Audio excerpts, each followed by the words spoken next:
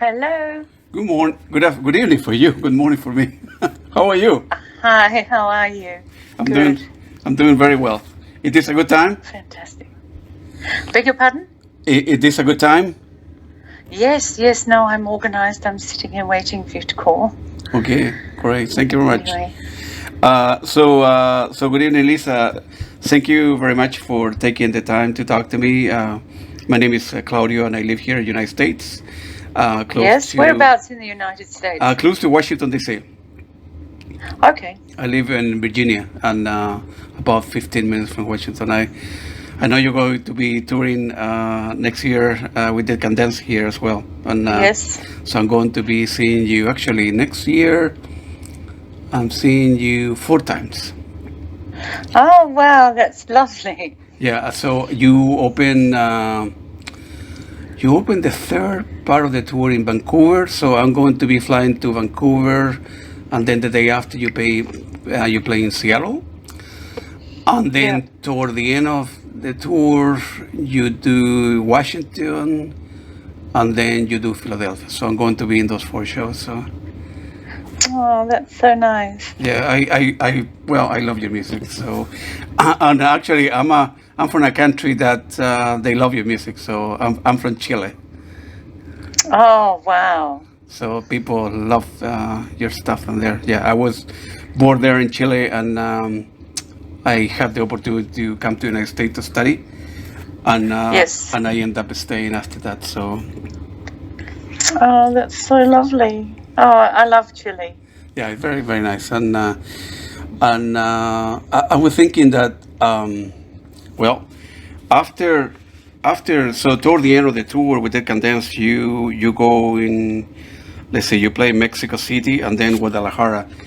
I wonder, is there a possibility to go to Latin America after that? Not at this stage, no, because these things take, at least 12 months to 2 years to sort of figure out the schedules and with promoters. And everyone's been so nervous to book concerts after COVID. Sure. So it's been really tricky, but we'll definitely be coming to this part of the world. It's just that things need to settle down, and people need to sort of be a little less nervous because everyone's terrified. And a lot of people, of course, as you know, in the promotion of the music, etc., they all collapsed during COVID. So, and they lost all of their means to promote these kind of projects. So now it's rebuilding again, but it's going to take some time. I got you. Yeah, you guys are very, very famous in Latin America. So I'm not telling you anything that you don't know, but we love coming there. We absolutely love coming there. We've always had fantastic experiences there. Yeah. It's always amazing. Like, if you go there, it has to be the end of the concerts, because if you go there and then you go back to Europe, it's so deflating when you go back to Europe, because everybody's so crazy and so beautiful. In Latin America, the reception is always so loving, and so it has to be at the end, I think, of the concert tour, so that you don't come back, and I won't mention any countries in particular, but go back and play in some countries in Europe where everyone is very refined and they don't express, and sometimes you need that energy from the audience. People in I think in Argentina and Chile, they are very euphoric. They are very emotional, so they really applaud. They're so beautiful. It's so lovely to play in these areas. Absolutely. That's really wonderful. Absolutely. Okay, so let's talk about Exaudia. I want to tell you that I listened to that collaboration with Marcello, and actually I have the opportunity to talk to Marcello as well. I own some radios here, online radio station, and a couple of YouTube program, and Marcello is a very nice person as well, and it's so important that you speak to him about this project, because he's done so much work. Yeah. And have you seen the videos? Have you seen any of the videos? Of course, we'll talk all about it in a couple of minutes. So, and so I already interviewed him for his soundtrack work, and of course we talk a little bit about Exaudia, and simply put, Exaudia, I tell you that is a masterpiece, Lisa. It's a masterpiece. It's really beautiful, isn't it? I love it too. It's so beautiful. Pleased. Yeah, it's so so well put together with the engineering, the mastering, your voice, of course, and it's unbelievable. I have listened to the whole album, I don't know, 6, 7 times. So I love it. I love the album. I think it's beautiful, and he's done the most amazing job. Yeah. Also, his production skills. Everything sounds so beautiful, and he has a wonderful sense of structure, and he's very, and he's very passionate. Because he's Sicilian Argentinian. His parents once. That's right, so just one moment, please.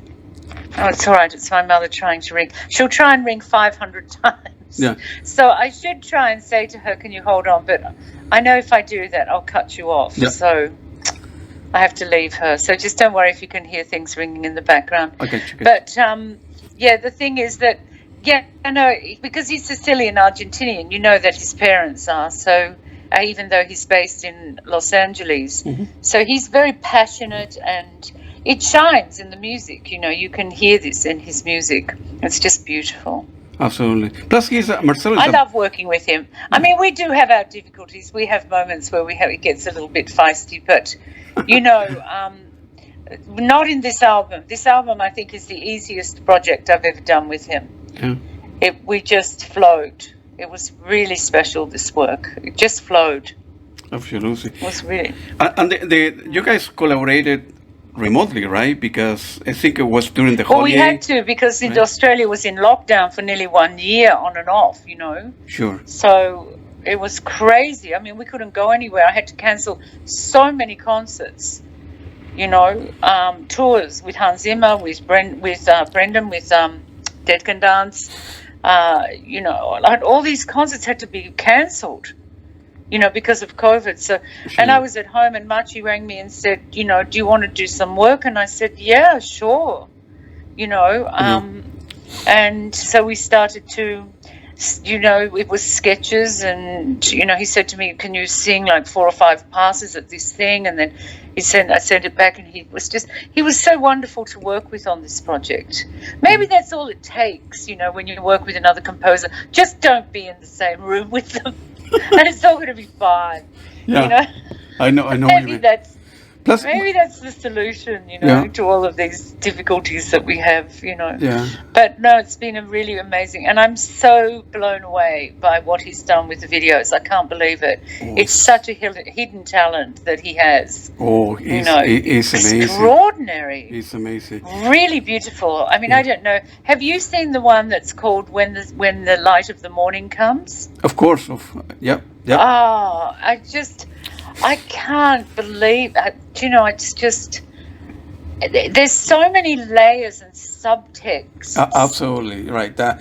I get very emotional with those videos, because independent of the music and your voice and so on, so forth, the people love the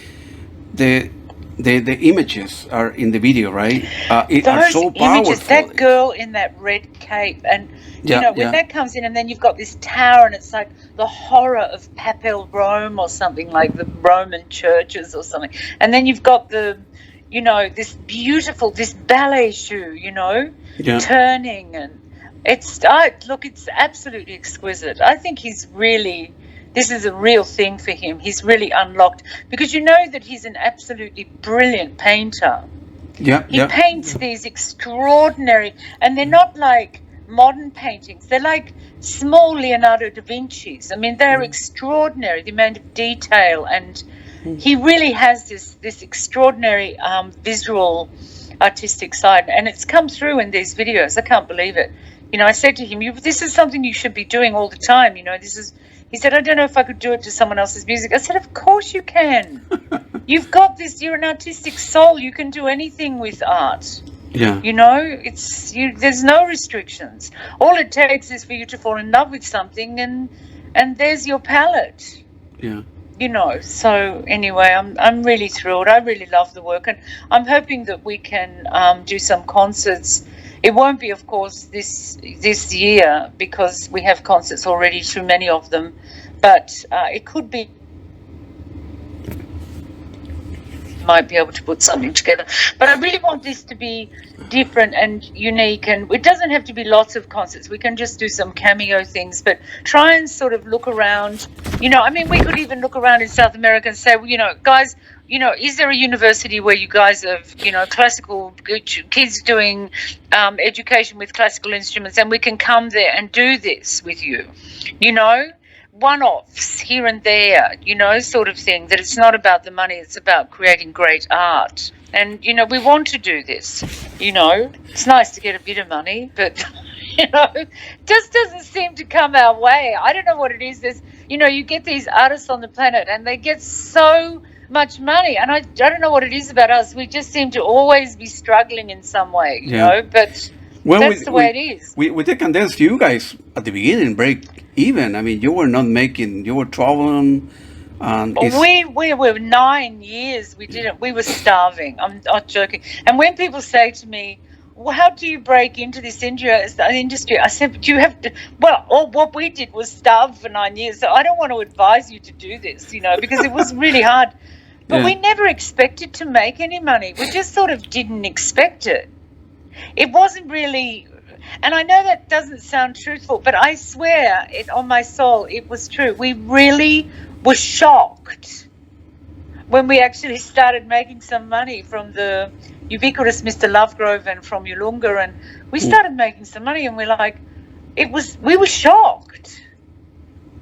It was amazing, you know, but it can happen. I mean, and that was because of college radio, because of America, that they were playing the things, and also the Mark Magidson, the Baraka movie, because he gave us some footage to do with Yulunga, and it ended up on National Geographic, being played on the National Geographic channel sort of 5 times a day for 12 months. So that broke us into a lot of people saying, oh, yeah, I know that group, Jack and Dance, they're the ones that did this thing. And so it opened up the pathway then in a more material sense for us, which we'd never had before.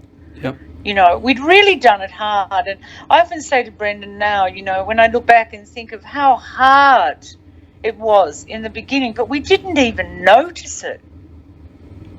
We didn't even notice it. It was just, we had our music, and I think that's why Brendan and I have actually had the success that we've had, because we were just so in love with what we were doing. We were totally in love with what we were doing, you know, and even though there were great demonstrations of passion and some fights and arguments, it was always about wanting to make things better. It was never because we had problems between us. It was that we always wanted to take the work to a higher level so that other people could come and take refuge in this wonderful sanctum that we were making, you know. We really believed in it.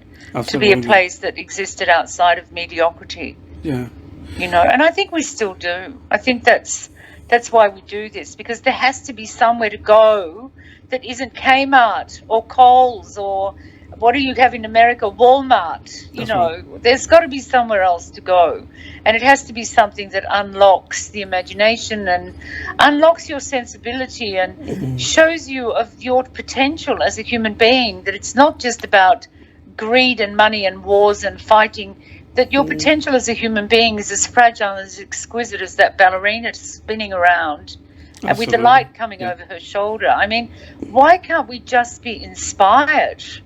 Absolutely. You know, if we're just allowed to be inspired, you know, all these other ridiculous, you know, this greed and this domination and all that, it all disappears if we can just be excited and inspired and enjoy the dance of life and all of its lights and delicate, fragile properties, as opposed that are exciting and that take you away from, you know, your vanity and all of these insecurities that we possess, you know. Absolutely. That if we can do this, then we're actually exercising a muscle, an invisible muscle that's very good for the soul. And it gives us a sense of joy and purpose, and you know, it's free. It doesn't cost anything, you know. Sometimes I think people want things to be complicated and difficult. They prefer it, you know, but when they realize that, do you know what, I can sit down and close my eyes and drift into this piece of music, and it allows me to come into contact with everything that matters to me in the most gentle and loving way. That I don't have to sit in front of some horrible therapist or sit, where I'm telling them how I feel. I can actually sift through the feathers of my existence and straighten them out very gently without any conflict or any confusion, and just gently take my time and just sort out and brush out the feathers of my own existence so that I can continue and become healthier as a human being. I can forget about all my financial problems. I can forget about and just have that tiny refuge that you can go through. Where you come when you're there, you look around and it's like from there, none of the other things matter. Of course not. Yeah, I completely agree. In a way, simple put, your album encapsulates in many ways a message of hope. And I tell you, it had an emotional impact on me. No, totally, and I think that was the motivating factor, especially during COVID. That we just all felt so isolated and sad.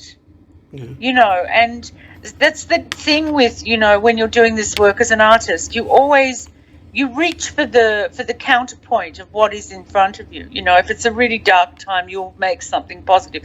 If it's a really positive time, then you counterbalance that with making something deeper and more sombre. It just seems to work like that inside the artistic. There's a desire to bring a balance. Absolutely. Between those two things, it can't be all or nothing. It's got to be, we have to be allowed to explore both. In order to maintain some kind of sanity. I think that every psychologist in the world should be using your music in the background, because I think your voice can take people, beyond space and time. I think You're so funny. You remind me of this. I remember I had a friend that had a restaurant, and he said to me, do you know, when I want people to leave, when they're staying too long, I just put on your album. And it's amazing is that they're gone within 10 to 15 minutes. It's like no, it's very. I said, do you mind not sharing those kind of compliments with me? He said, no, it's great. It's really great, Yeah. No. No, because it's, at least for me, music, Lisa, I've been listening to music, I don't know, 3 hours a day from the last 50 years, okay? And music is magic for me. It takes me places, I put my headphone and Exaudia, and now, and it takes me places. I don't know what music does to people. It does. It takes you places. That's a really good way to put this album too. Is that it takes you places. It's brave. It's bold. Absolutely. It takes you from the most delicate emotional tissue to this huge kind of tip of the iceberg, where there's this massive iceberg underneath the ocean, and all these other life forms. It's really, I love this album. I really mean that. I really, really love this album. I'm so excited about it. I told you, I mean, you have a love for every album, but I think this is the easiest album I've ever made, because Marcello did so much work, and I'm privileged to be a part of it, really, because he worked like an animal. I mean, honestly, he worked so hard, and he's sending back these people. I'm thinking, each time they're getting better and better and better, and he's wonderful. He really is. He's so crazy and so sweet. He really is. Absolutely. He's as mad as a March hare, but very, very sweet. No, absolutely. You sing in general in a very interesting way. In many cases, as if you use your own language, your own vocabulary. Where does that come from? Belong to me. Huh? The language sort of comes from the music itself.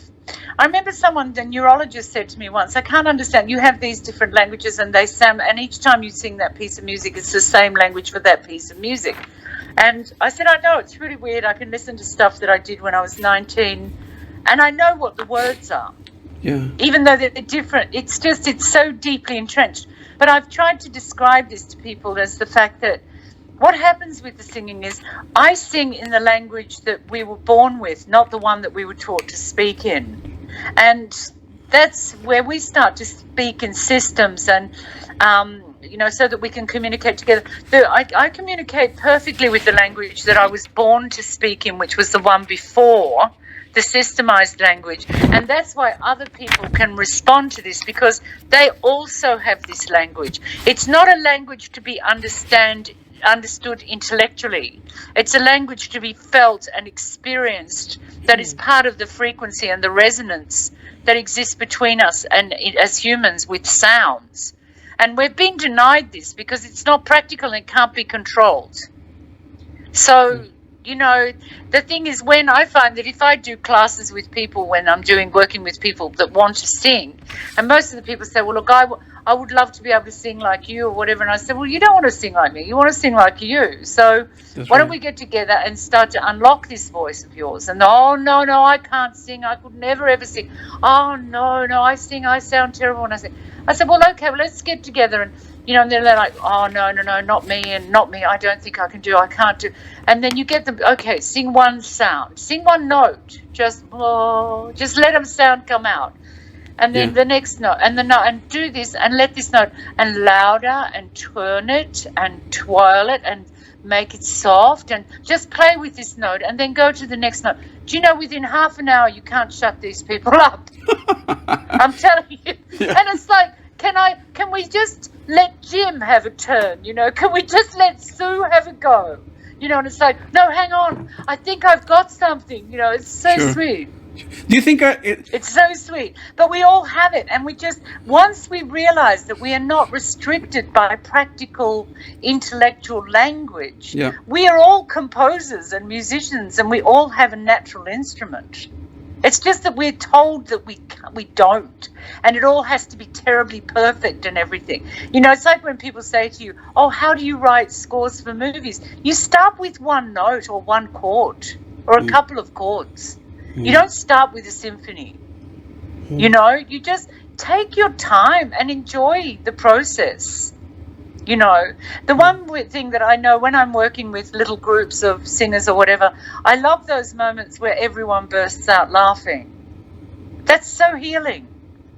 Where we're doing something and somebody will make a sound or something and it would just be awful. The sound would just be horrible and everyone will laugh, but it's in the most beautiful way. Sure. And then that person will find this, and when that person finds this, everyone, and then when you get past that area, then you can get them singing together, and that's really interesting. Yeah, absolutely. That's really interesting. Absolutely. It's fantastic, I've often said in the later part of my life, when I'm sort of 80 or whatever, that's what I'll concentrate on doing. I'll concentrate on getting people's voices active.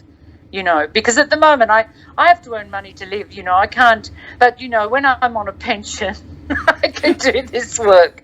When I retire, I'll be able to do all that. You will never retire, Lisa. People will always call you back for projects and this and that. And I can't believe I'm still going, I look at myself and I just think, you look awful, you're old, and you're still doing it. And I just think, you know what, I can't worry about those kind of things. The thing is that if you can do this, you've got to keep doing it. It's so important to keep it going, because there's an old saying: if you don't use it, you lose it. And I'm at a point in my life where I don't have the restrictions that I had when I was younger, where I was like, oh, I will never do this. Oh, no, that note there, no, never, kind of thing. I don't have that anymore, and it's all become very silky and the river of execution of expression is much more automatic and uncomplicated. That's a much more open, and much more energized in a lot of ways. There's I'm doing the pieces now with the Dead Can Dance concerts that I would never have done those pieces in one concert. I would have thought, I'm going to ruin my voice if I do all these different styles and dynamics and all these things. But it's not like this, because I don't fear it anymore. I don't have fear. And I think that's the thing when you're young, that we really have to encourage and help younger people, is not to have fear. Because fear is the enemy of love, It really, and as an artist, if you have fear, then that's a blockage. You've just got to say, do you know what? I am not going to be the person that I was yesterday that had fear. I'm going to be the person that I am today that doesn't have any fear. Sure. And just move yourself away from that person in fear, because that fear will stop you from expressing yourself. Absolutely. And life's too short. No, I completely agree with you. You know, and systems and the world, the politics and bills and all this pressure, you know, that's all there to stop this beautiful human being becoming a chrysalis, you know, the metamorphosis of, you know, growing beautiful wings like a butterfly. It's all there to crush, you know, and we don't have to put up with that, because what we are doing with our artistic expression is free and away from all of it. It can't be controlled. Yeah, absolutely. Absolutely. You know, and that's what I loved about this particular project, is it really wakes up, for me, it really wakes up the fact that there's so much, especially listening to Marcello's music in this, it's so passionate and so bold. It's so brave. You know, there's no holding back. It's just go for it. No. I love it. Yeah, no, I completely. No, I'm with you. I'm with you. It's just beautiful. The album, in many ways, when I listened the second time, and it's very melancholic. And how do you? There's a lot of deep feelings in there. I want to ask you like a sort of personal question. How do you balance that with your own reality? I mean, Lisa, the one that I'm talking to you now, versus Lisa, the performer. Do you, when you sing it, for example, with Decadence, you open with Yulunga, and then you go to Amnesia, Mesmerism. It brings a lot of emotion. People, how you manage that, Lisa? I mean, your own personal life. Because it's already there inside the music. I know what you're saying, and it's a roller coaster. It's definitely an emotional roller coaster. But thankfully, within each and every one of those pieces of music, I feel very, very secure. Really? Yes, very secure. Because I understand what I'm doing. I know what I'm doing. I know exactly what I need to express. And that gives me great security and great confidence. If I didn't know what I was doing, it would be a disaster. But I understand those pieces, you know. I've spent a lot of time with them, you know. So, and I know what I want to express, you know. And as long as that's really how it is. I mean, it really is. When you're doing this work, you don't want to give people a sense of insecurity. You want to give people a sense of pride, of passion and courage, and because that's what they're going to walk away with. They're going to walk away feeling stronger, you know. And that's the thing. And I mean, ultimately, I'm going to get to the point where I won't be able to do those pieces. Well, no, I don't know that, because you know, when I was younger, I could never have done the pieces in one concert that I'm doing now. Yeah. I would have been afraid that I'm going to hurt my voice, or maybe I don't care anymore. I just don't care anymore. So all that fear's gone, because I think, well, look, you know, just do it, because this could be the last concert tour you do. You know, no, it's like this dinner you're eating could be you know, I don't want to go on a diet because this could be my last meal and I'm going to miss out. Do you know what I mean? I know exactly. Just eat it and enjoy it. Yeah. You know? Well, you need now, darling, I'm going to have to leave you because I've run out of time now. I had half an hour with you and I've got another call. I got you. So is there something that you want to ask me? Well, I think we go in a lot of the other thing that I want to mention, I have to question is I'm going to be flying to Portugal as well. To see the concert with Jules, which I interviewed already in November, and I would love to take the two of you to dinner. I already talked to Jules. Well, you come and see us, and maybe we'll take you to dinner, and it'll probably be backstage somewhere. Yeah, that's okay. I'm flying with my son, so I will. So I love your music, Lisa. You guys doing a good job. But make sure that we know you're there so we can catch up with you. All right? Right. It was very nice talking to you, Lisa, and good luck to you, and I will see you very soon. Thank you, darling. Bye now. Bye-bye.